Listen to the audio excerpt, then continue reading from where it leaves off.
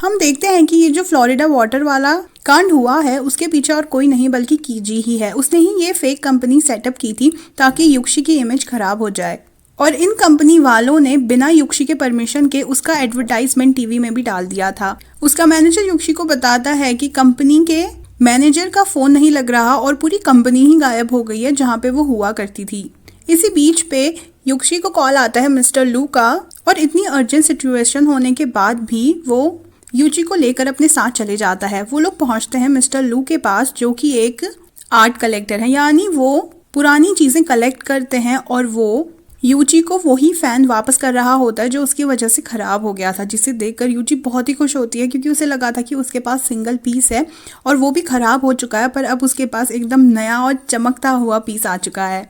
इसके बदले में युक्षी मिस्टर लू को एक पोएट की पोयम देता है और कहता है कि ये बिल्कुल ओरिजिनल है। मिस्टर लू को भी पता नहीं चलता, पर जैसे ही वो बाहर जाते हैं यूची बताती है कि तुमने उन्हें ना फेक कैलेंडर दिया है पोयम का, वो रियल नहीं है। युक्षी कहता है तुम्हें ये फैन चाहिए कि नहीं, उसी के बदले में मैंने वो दिया, और वो कहते हैं नहीं मुझे ये फैन चाहिए। जब वो लोग बाहर आ जाते हैं यूची बस अपने आप में ही खोई रहती है। युक्षी कहता है हाँ हाँ मुझे पता है, मैंने तुम्हारे लिए बहुत अच्छा किया, इतना इमोशनल होने की जरूरत नहीं है। युची कहती है मैं इमोशनल नहीं हो रही, मुझे मिस्टर लू के लिए बुरा लग रहा है। युक्षी कहता है कोई जरूरत नहीं उनके लिए बुरा फील करने की, अब तुम्हें इसी फैन के साथ जीना है और इसी फैन के साथ मरना ही है।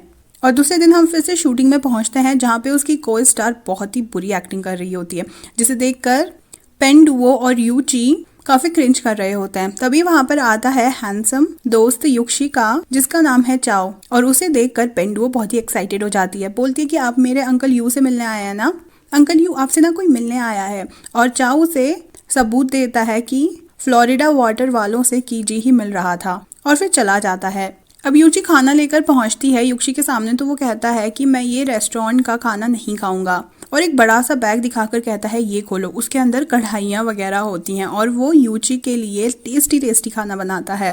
वो कहता है खाना बनाने से पहले ना फोटो खींच के सोशल मीडिया में डाल दो। अब वो फोटो खींच लेती है और युक्षी उसमें कैप्शन डालता है कि मेरी असिस्टेंट की कुकिंग उतनी बुरी भी नहीं है, ठीक ठाक है, पर वो खाना नहीं खाता। वो कहता है मुझे अपना फिगर मेंटेन करना है, ये ना खाना तुम खा लो, बल्कि असलियत में उसने ये खाना यूची के लिए ही बनाया होता है जो कि काफ़ी हेल्दी है। अब बाद में जब युक्षी जाकर कमेंट्स देखता है तो उसकी मजाक बन रही होती है। कमेंट्स में सब कह रहे होते हैं कि अरे हमारा युक्षी इतना ज़्यादा गरीब हो गया कि उसने 3rd ग्रेड फ़ोन से फ़ोटो खींची है, और कोई कहने लगते हैं कि हाँ हाँ इतना गरीब हो गया तभी तो फेक ब्रांड्स के लिए वो ऐड वगैरह कर रहा है, हमें डोनेशन करना चाहिए। और युक्षी के लिए डोनेशन पूरे इंटरनेट पे ट्रेंड कर रहा होता है। यहाँ तक कि एक लड़का तो फेक युक्षी बन के कहता है कि मेरा प्लेन क्रैश हो चुका है और मैं एयरपोर्ट में बैठा हूँ, मेरे पास बिल्कुल पैसे नहीं है, ये मेरा अकाउंट नंबर है, प्लीज़ मुझे पैसे दे दो, मैं असली युक्षी हूँ। और युक्षी सोचता है कि ये सब लोग मेरी इतनी मजाक क्यों उड़ा रहे हैं। तब वो अपना पोस्ट देखता है, और जब वो फोटोज देखता है वो बोलता है युची मोमो तूने किस फ़ोन से फ़ोटो खींची थी खाने की, और वो बेचारी अपना सस्ता सा फ़ोन दिखाती है, इस फ़ोन से खींची थी। और युक्षी को समझ आ जाता है कि उसकी मजाक क्यों उड़ाई जा रही थी पूरे इंटरनेट में, और वो कहता है कि नया फ़ोन नहीं है क्या तेरे पास, तुझे पता है ना कि तेरे सेलिब्रिटी बॉस की क्या वैल्यू है। युची कहती नहीं मुझे नहीं पता, पर मेरे पास तो यही फ़ोन है। अब अगले सीन में वो दोबारा से शूटिंग कर रहा होता है और पीछे से एक गाड़ी आती है और बोलता है डिलीवरी वाला कि दुनिया के सबसे हैंडसम लड़की का पार्सल है। युची बाद में उसे चुड़ा के कहने लगती है कि तुमने अपना नाम शॉपिंग वेबसाइट पे दुनिया का सबसे हैंडसम लड़का डाला है। युची कहता हाँ तो इसमें झूठ कहाँ है, और उसने और कुछ नहीं बल्कि युची के लिए एक ब्रांड न्यू फ़ोन ऑर्डर किया होता है। युची मना करती कि उसे ये फ़ोन नहीं चाहिए, तो युक्षी कहता है मैं ये तुम्हें गिफ्ट नहीं दे रहा हूँ, ये बिजनेस के लिए है, जब भी फ़ोटो खींचनी है ना मेरी इसी फ़ोन से खींचा करना। पर कहीं ना कहीं धीरे धीरे युक्षी काफ़ी केयर कर रहा होता है युची की। अब शूटिंग के बाद युची कर रही होती है एंजॉय बाकी क्रू मेंबर्स के साथ, और बाहर पे युक्षी का मैनेजर उसे बताता है कि ये जो फ्लोरिडा वाटर वाले हैं ना उनका कनेक्शन कहीं ना कहीं कीजी से दिख रहा है, और साथ ही आपका जो एक्सीडेंट हुआ था शूटिंग के दौरान उसका भी कनेक्शन दिख रहा है कीजी से। कितने में ही पीछे से पेंडुआ आ जाती है, कहती कि चलो ना हमारे साथ चल के ड्रिंक करो ना अंकल यू, और वो कहता है नहीं नहीं मुझे नहीं जाना है। पेंडुआ तभी कहने लग जाती है कि अरे वहाँ पे तो ना युची बेवड़ी होके पड़ी है, बहुत ज़्यादा पी ली है उसने। और युची का नाम सुनते ही युक्षी अंदर जाता है और देखता है कि युची सच में बहुत टल्ली हो चुकी है। वो उसको और ज़्यादा पीने से रोकता है और गोद में उठाकर घर ले जा रहा होता है। वो उसे देखकर कहने लग जाती है तुम मुझसे इतना गुस्से से बात क्यों करते हो, हाँ क्यों इतना गुस्सा करते हो मुझ पे। युक्षी कहता है मैं कहाँ गुस्सा कर रहा हूँ। युची कहती है तुम मुझ पे गुस्सा कर रहे हो, और वो उसे अपना बॉयफ्रेंड समझ रही होती है। और इतने में ही वो युक्षी के पीठ पे उल्टी कर देती है। और युक्षी है जर्मोफोबिक, उसको तो बहुत ही गंदा लगता है ये सब। और फिर बाद में वो वॉशअप करके आता है और देखता है कि युची के चेस्ट के जो टॉप है वहाँ पे थोड़ी सी वॉमिट लगी हुई है और वो उसे साफ करने लगता है कि इतने में ही युची की आंख खुल जाती है और वो कहती है आप क्या कर रहे हो, उसको बहुत करीब लाकर युची कहता है तुम्हारे शर्ट में ना वॉमिट लगी थी, वो साफ कर रहा था मैं। और वो उसको देखकर बहुत ही स्माइल करने लगती है। युक्षी कहता है तुम अच्छे से देख पा रही हो ना मैं कौन हूँ? और वो बोलती है हाँ तुम ना युक्षी हो, मिस्टर यू। और यहाँ पे दोनों बहुत ही ज़्यादा क्लोज आ चुके होते हैं क्योंकि युची को तो कोई होश ही नहीं होता है कि वो कर क्या रही है। दोनों इतने ज़्यादा करीब होते हैं, दोनों की आंखें मिलती है और यहाँ पे दोनों की हो जाती है पहली किस।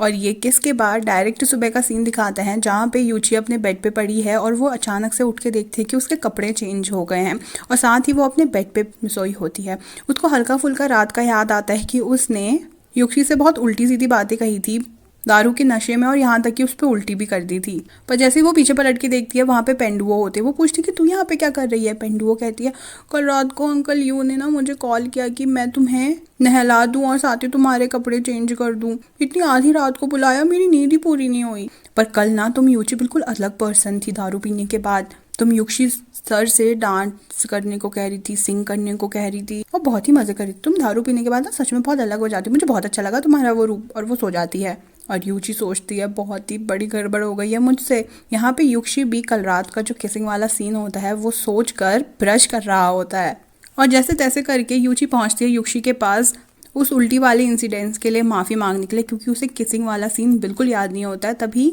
युक्षी दरवाज़ा खोलता है और दोनों ही घबरा जाते हैं। वो दरवाज़ा बंद कर देता है और वो बहुत ही ज़्यादा घबराने लग जाता है कि मैं अगर उसको पहले किसकी बात बताऊंगा कहीं वो कुछ कहेगी तो नहीं, मुझे मारेगी तो नहीं। नहीं नहीं मैं पहले किसकी बात नहीं बताता हूँ, आखिर इसमें बड़ी बात ही क्या है, हम लोग बड़े हो चुके हैं। नहीं नहीं मैं जाके बात कर लेता हूँ उससे। और वो दोबारा से दरवाज़ा खोलते हैं और दोनों साथ में बोलते हैं कि हमें कल रात के बारे में बात करनी चाहिए। अब दोनों ही बैठे होते हैं। युची कहने लगती है आप मुझे निकालोगे तो नहीं ना, क्योंकि मैंने आपके ऊपर कल उल्टी करी थी, मैं उसके लिए माफ़ी मांगती हूँ। युक्षी कहते हैं नहीं नहीं माफ़ी तो मुझे मांगनी चाहिए। युची कहती है किस चीज़ के लिए? और बातों बातों में युक्षी को पता चलता है कि युची को याद ही नहीं है वो किसिंग वाला सीन और वो काफ़ी रिलैक्स हो जाता है और कहता है नहीं नहीं मैं तुम्हें नहीं निकाल रहा हूँ जॉब से, अरे मैं काफ़ी अच्छा बॉस हूँ तुम्हारा, तुम लकी हो तुम्हें जो मेरे जैसा दयालु बॉस मिला है, मैंने तुम्हें माफ़ कर दिया, नहीं निकाल रहा हूँ मैं तुम्हें। और तभी युची कहने लगती नहीं नहीं मुझे ना कुछ याद आ रहा है, मैं वहाँ बाहर पे सोई थी ना और आपने मेरी बहुत हेल्प की थी। युक्षी कहता है हाँ हाँ ज़्यादा याद करने की ज़रूरत नहीं है। पर युची कहती नहीं नहीं मैंने आपको परेशान किया है, मुझे याद करके माफ़ी मांगना ज़रूरी है। और तभी युक्षी झूठ मूठ बोल देता है मैं बताता हूँ तुम्हें तुमने क्या किया। उसके बाद तुमने ना मेरा एक सुंदर सा कारपेट अपने मुंह से फाड़ दिया। कारपेट दिखाता है, वो कहती है नहीं ये मैंने फाड़ा नहीं है, ये किसी ने काटा है। युक्षी बोलता है नहीं ये तुमने अपने मुँह से फाड़ा है और वो वहाँ से चले जाता है। और बाद में सोच में बैठा होता है, हमें ये भी पता चलता है कि वो कारपेट का हिस्सा युक्षी नहीं काटा था। वहाँ पे पेंडुआ आती है और कहती है मुझे बहुत भूख लग रही है, मेरे लिए कुछ बताओ ना अंकल यू। अंकल यू कहता है जा जा यहाँ से अपने घर जाके खाना खाना, मैं क्यों बनाऊँ तेरे लिए खाना। वो बोलने लग जाती है अगर आप मेरे लिए कुछ खाने के लिए नहीं बताओगे ना तो फिर मैं युची को बता दूंगी कि क्या आपकी ये जो बुक्स है ना वो आप नहीं पढ़ रहे हो, जो भी बुक्स युची ने आपको दी है ना वो आप नहीं पढ़ रहे हो, मैं बता दूंगी युची को। और अगले ही पल इस ब्लैकमेलिंग का असर पड़ जाता है और पेंडुओ युक्षी के हाथ का बना हुआ टेस्टी टेस्टी खाना खा रही होती है। और वो ये भी पूछने लग जाती है कि आपका दोस्त तो चाओ है ना, क्या उसकी गर्लफ्रेंड है, उसको कैसी लड़कियां पसंद है, पतली की मोटी। वो बोलने लग जाता है उसको लड़कियां ही नहीं पसंद है। पेंडुओ बोलती है क्या।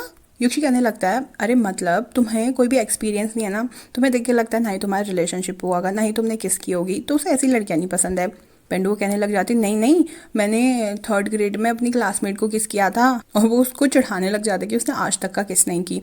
वो कहता है युची को देख वो कितनी एक्सपीरियंस्ड है, वो रिलेशनशिप में भी थी और उसने किस भी की है।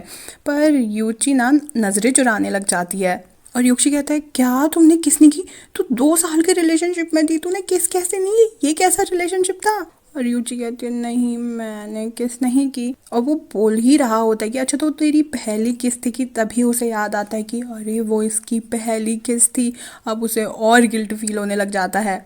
अब वो ऑनलाइन पोस्ट करता है कि मैंने किसी लड़की की पहली किस चुरा ली है, क्या मुझे उस लड़की को बताना चाहिए या क्या मैं प्ले बॉय हूँ। और फिर से उल्टी सीधी एडवाइस दे रहे होते हैं लोग कि क्या तुम 3rd क्लास के बच्चों जो इतनी छोटी चीज़ के लिए चिंता कर रहे हो। और बहुत सारे कमेंट्स ये भी कह रहे होते हैं कि हाँ हाँ ये लड़का प्ले बॉय है। ये उन कमेंट्स को जाकर युची को दिखाता है और कहता है कि तुम्हें भी लगता है कि ये लड़का प्ले बॉय है। युची कहती है नहीं नहीं मुझे बिल्कुल नहीं लगता ये लड़का प्ले बॉय है। और युची खुश हो जाता है। पर तभी युची कहने लगती है प्ले बॉय नहीं ये आदमी बुज़दिल है, इसने पहले तो उस लड़की को किस कर लिया, वो भी उसकी पहली किस थी उस लड़की की, और ऊपर से वो एक्सेप्ट भी नहीं कर रहा है। उसको नहीं पता क्या कि लड़की की पहली किस उसके लिए कितनी इंपॉर्टेंट होती है। तो ये लड़का बहुत ही बदतमीज है और उसमें कोई भी मैनर्स नहीं है। वो फिर से जाके रूम पे सोचने लग जाता है, अब मैं क्या करूँ। कोई बात नहीं, मैं उठ के जाकर उससे बात करूंगा, मैं बड़ा हो चुका हूँ, मैं बड़ा इंसान हूँ, और पहली किस कोई छोटी बात ही तो है, ये पहली किस बड़ी बात थोड़ी है। और वो फिर से जाके जैसे तैसे हिम्मत करके बोलने लगता है कि कल शाम को, कि इतने में ही फुदक के आ जाती है पेंडू और कहने लगती है, हाँ अंकल कल शाम को क्या हुआ था। और युक्षी फिर भी उससे माफ़ी नहीं मांग पाता। दूसरे दिन वो स्टडी रूम पर जाता है और वहाँ पे भी वो बताने वाला होता है कि अंदर से फिर से निकल के आ जाती है पेंडुओ और बोलती है, हाँ हाँ क्या हुआ था, बताओ बताओ। और वो फिर भी नहीं बता पाता। फाइनली दोनों अकेले बैठते हैं और वो इधर उधर चेक कर रहा होता है कि कहीं आसपास पेंडुओ तो नहीं है। और वो बोलने ही लगता है कि कल शाम को ना, कि इतने में ही पेंडुओ फिर से आ जाती है और कहती है, हाँ हाँ क्या हुआ था अंकल यू, कल शाम को क्या हुआ था। और वो कहने लगता है क्या हुआ था, कुछ भी नहीं हुआ था, और वहाँ से गुस्सा होकर चले जाता है। अब वो अपना मुंह देखकर फोन पे सोच रहा होता है कि क्या मैं इतना गंदा किसर हूँ, उसको मेरी किस करने के बाद याद ही नहीं रहा, मैं इतना बुरा किस करता हूँ कि उसको याद ही नहीं रहा कि मैंने उसे किस किया है। और अपने होठों पे जूम मार ही रहा होता है कि पेंडुओ फिर से आ जाती है और कहने लगते हैं, अगर आपको कोई चिंता सता रही है ना तो आपको जाकर अपने बेस्ट फ्रेंड चाओ से बात करनी चाहिए। और वो कहता है हाँ क्या तो सही रही है। और वो वहाँ जाने लगता है और पेंडुओ भी उसके पीछे भागती है, आप कहाँ, चाओ से मिलने जा रहे हो, मैं भी आ रही हूँ। और वो दोनों एक पिंक रेस्टोरेंट में बैठे होते हैं जो कि कपल रेस्टोरेंट होता है। चाओ पूछता है कि हम यहाँ पे क्यों बैठे हैं। युक्षी बताता है कि अरे वो पेंडुओ ना तेरे पीछे पड़ी है, पक्का वो तेरे घर के बाहर इंतजार कर रही होगी, इसलिए मुझे ये जगह चुननी पड़ी। और उन दोनों के लिए काफी टेस्टी टेस्टी डेजर्ट भी आया होता है। अब वो उससे एडवाइस मांगने लग जाते कि अगर मेरे फ्रेंड ने ना किसी एक लड़की को किस कर दी और वो उसकी पहली किस थी तो उसे क्या करना चाहिए। चाओ बोलने लगता है, अगर उसके लिए उसको चिंता हो रही है तो इसका मतलब तेरा दोस्त ना उससे प्यार करता है। अब युक्षी कहता है, मेरे दोस्त को पता कैसे चले कि वो उससे प्यार करता है। चाओ बोलता है, अगर तेरा दोस्त वो चीज़ें ट्राई कर रहा है जो उसने कभी ट्राई नहीं की पर उस लड़की को पसंद है, या फिर अगर वो उस लड़की को छुप छुप कर देखता है, या फिर उस लड़की की बहुत उसे चिंता होती है हर छोटी छोटी बात में, तो इसका मतलब वो उस लड़की से प्यार करता है। पर यहीं पे ही इस पार्ट का एंड हो जाता है और आगे की एडवाइजेस नेक्स्ट पार्ट में पता चलेगी कि चाओ ने क्या दी है युक्षी को और युक्षी कैसे रिएक्ट करेगा इन एडवाइजेस पे।